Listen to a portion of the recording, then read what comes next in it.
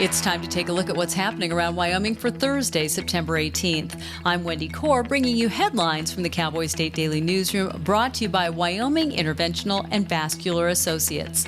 WEVA offers the best solution for treating tired, aching, and swollen legs at Wyoming's only IAC-accredited vein facility.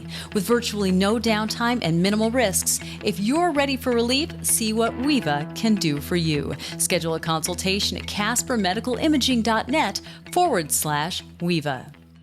Wyoming's lone delegate to the U.S. House of Representatives has been appointed to serve on a new committee investigating the Capitol attack of January 6, 2021. Representative Harriet Hageman took care in a Wednesday interview with Cowboy State Daily's Claire McFarland to differentiate her role on the new committee from the J6 investigation in which her predecessor, former Representative Liz Cheney, participated in 2021 and 2022.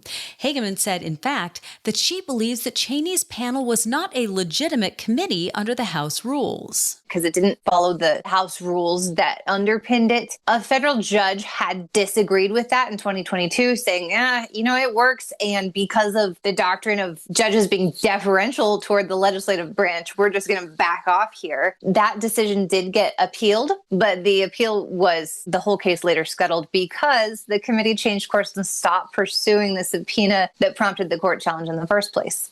Along with Hageman, House Speaker Mike Johnson selected Republican Representatives Morgan Griffith of Virginia, Troy Nehls of Texas, and Clay Higgins of Louisiana to serve on the panel, led by Representative Barry Loudermilk of Georgia. A new period of tension is looming over the waning availability of water from the Colorado River. Water use negotiations and infrastructure operations are up for renewal after 2026, and officials from upstream states, including Wyoming, claim that downstream states continue to use more than their fair share. Cowboy State Daily's Mark Hines reports all four of the Upper Basin commissioners expressed extreme frustration over how they perceive the situation. The Lower Basin continually is demanding more and more and more from the Upper Basin states, and it's getting to the point where the Upper Basin states are starting to see water shortages, which from their perception, from our perception, that's not our fault. We're not short of water because we're not managing our water well in a responsible manner. We're starting to see shortages of water because the people downstream from us are being irresponsible and keep coming to us and demanding that we send more and more downstream. Bottom line, the commissioners say for now they are committed to a 7-state solution. A former Green River teacher and school board member whose wife is accused of beating him with a bottle of Bailey's as he sat disabled in his recliner has died. Sweetwater County's elected prosecutor confirmed that on Wednesday. Linda Malone was charged on September 11th with second-degree attempted murder and 3 counts of abusing a vulnerable adult. But with the death of her husband, John, Cowboy State Daily's Claire McFarland reports that the Sweetwater County Prosecutor's Office expects to issue a different charge of second-degree murder. Under Wyoming law, they're technically punishable under the same framework. It's 20 to life. But judges in Wyoming, they're afforded quite a bit of discretion, and they look at different cases differently. So even though the framework is technically the same, you do have potentially sentencing change with those different facts. Second-degree murder is not a death penalty charge in Wyoming. Each count of abusing a vulnerable adult is punishable by up to 10 years in prison and up to $10,000 in fines. Linda Malone's case is ongoing in Rock Springs Circuit Court. People drive miles for the In-N-Out burger chain's famous double-double. When a new store opens, car lines stretch for what seems like miles, sometimes for weeks on end. The California-based chain plans to open its newest location 45 minutes south of Cheyenne in northern Colorado. Cowboy State Daily's Justin George spoke to several Cheyenne burger lovers who are excited about the iconic restaurant's proximity to Wyoming. There's a cult following for In-N-Out in every state. People are excited. I've talked to some people who are coming out of Five Guys in Cheyenne who are all excited about In-N-Out being a little closer. One, it's the quality of the burger. A lot of it is nostalgia. If you travel to California or the West Coast when you're a kid, it's such a big, iconic franchise there that people remember it. The Timnath, Colorado location would become the second In-N-Out in northern Colorado and the 13th in Colorado overall. No opening date has yet been announced. I'll be back with more news right after this. You never know what's going to happen. Without insurance, we could lose everything that we have. First State Insurance is here to help protect you and your livelihood. We protect the most important things in your life. What I appreciate about First State Insurance is for someone to have my back when we have a claim. First State Insurance looks forward to growing in our surrounding communities.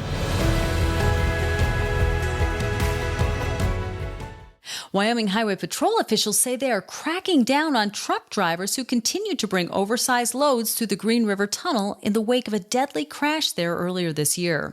While a detour for oversized loads around the tunnel can add upward of 90 minutes to a driver's route, several officials told Cowboy State Daily's Jackson Walker the risk of pushing an oversized load through the tunnel is not worth the reward. I spoke to Wyoming Highway Patrol today, who told me that trucks trying to go through the tunnel can cause even more damage to the structure, prolonging the amount of construction time that's required to fix it. So they warned that in addition to fines and potentially taking away people's permits, truck drivers should be aware that going through this tunnel is only going to cause more delays. So they advised people just take the detour, let the construction workers do their thing, and the tunnel will be open again in no time.